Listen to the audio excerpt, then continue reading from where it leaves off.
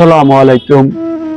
সম্মানিত দেশবাসী, আজকে আপনাদের সামনে এমন একজন মাকে উপস্থিত করেছি যে মায়ের একটি মেয়ে ছাড়া আর দুনিয়াতে কেউ নেই। তার স্বামী নেই, সংসার নেই, নেই কোনো বাড়িঘর। এই মানুষটি মানুষের ধারে ধারে গিয়ে ভিক্ষা বিক্রির মাধ্যমে তার জীবিকা নির্বাহ করে থাকেন। ওনার বাড়ি হলো বাঙ্গরডা গ্রামে। ওনার সেখানে কোনো ঠিকানা নেই, কোনো বাড়িঘর কিছুই নেই। উনি লাকসামেরই পাশে ভাড়া থাকেন। তো আমি এখন বিস্তারিত ওনার মুখ থেকে শুনবো। কি নাম আপনার? কনকলতা রানী সাহা। তো আপনার বাড়ি কোথায়? বাংলাডা রায়কোট। বাঙ্গরডা রায়কোট। তো সেখানে আপনার জায়গা সম্পত্তি নেই? না, জায়গা সম্পত্তি কিছু নেই? না, শ্বশুরেরা সব খোয়া গেছে। শ্বশুররা সব নিয়ে গেছে। তো আপনার স্বামী কি করতেন আগে? ওই শিল্পী করে নিয়ে আসছিল গানের। গানের শিল্পী ছিল। তো উনি জায়গা সম্পদ কিছু করেননি? না, কিছুই করেননি। না, তো এখন আপনি থাকেন কোথায়? ওই বউবাজার। বউবাজার, লাকসাম। কি ভাড়া থাকেন? হ্যাঁ। তো আপনার এই যে খরচ, এটা কিভাবে চলে আপনার খরচ? এই যে 10 দুয়ারে ভিক্ষা করে খাই, মাইকের দিই। বিক্রি করে আপনি সংসার চালান। তো আপনি সরকারি যে আশ্রয়ন প্রকল্প যে ঘরগুলো দিয়েছিল, আপনি সেখানে পাননি ঘর? কিছুই দেয় না। কিছুই দেয়নি? না, তো আপনার থেকে আইডি কার্ড নিয়েছিল ওরা? না, কিছুই নেয় নাই? না, আইডি কার্ড আছে। আইডি কার্ড আছে। তো আপনাকে ঘর দুয়ার দেয়নি, কিছুই দেয়নি? আমি যে বছর থেকে বেস্তারি লাকসামে আইছি, হ্যাঁ। ওই বছর থেকে আমি এখানে না করি। এই লাকসামের ভোটার আপনি?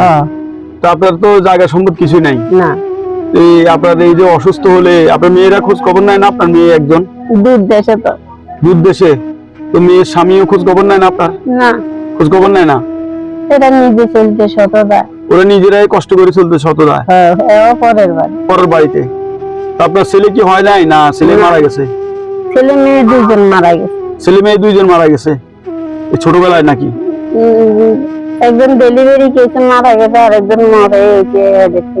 ও পেট থেকে মানে মৃত হয়েছিল আপনার সন্তান? হ্যাঁ। ছেলে? হ্যাঁ। ও তাহলে শুধু মেয়ে একজন আপনার? বর্তমানে একজনই আছে। সমাজে অনেক বিত্তবান মানুষ আছে, আপনাকে যদি কেউ সহযোগিতা করতে চায় তা আপনি নিবেন না?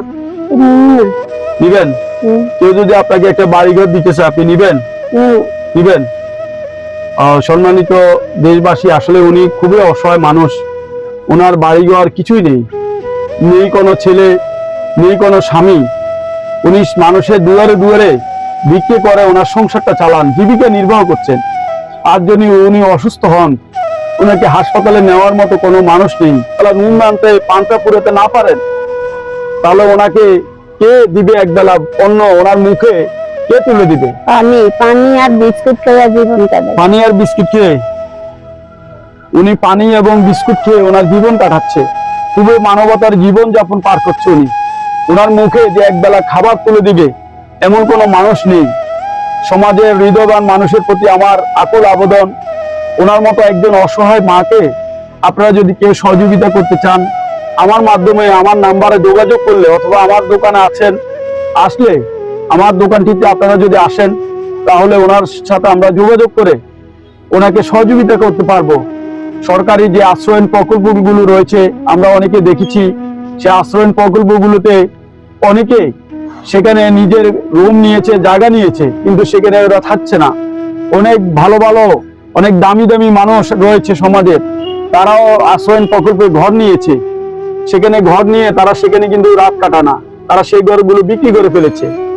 এমন খোঁজ খবর নিয়ে যারা অনেক বেশি টাকাওয়ালা লোক, অনেকে মধ্যবিত্ত রয়েছে, তাদেরকে প্রয়োজনে সেখান থেকে বিতাড়িত করে, কারণ অনেকে 2-3টি ঘরও নিয়েছে আমরা যতটুকু জানতে পেরেছি, অথচ উনি ঘরটি পাননি।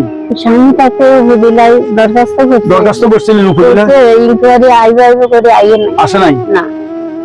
তো সমাজে যারা বিত্তবান মানুষ আছেন, আপনাদের কাছে আমি বিনীত নিবেদন করছি, উনি যেন একটি ঘর পায় সরকারি আশ্রয়ন প্রকল্পে, এবং প্রশাসনিক কর্মকর্তা যারা আছেন আপনাদের কাছেও আমি আবেদন করছি, উনি যেন একটি ঘর পায়, সেজন্য আপনারা সহযোগিতা করবেন। অনেকে 2-3টি ঘর পেয়েছে, সেই বিষয়টি আপনারা খোঁজ খবর নিয়ে দেখবেন। যারা থাকবো তা করে দেন, যারা না থাকবো তা করে দিতে।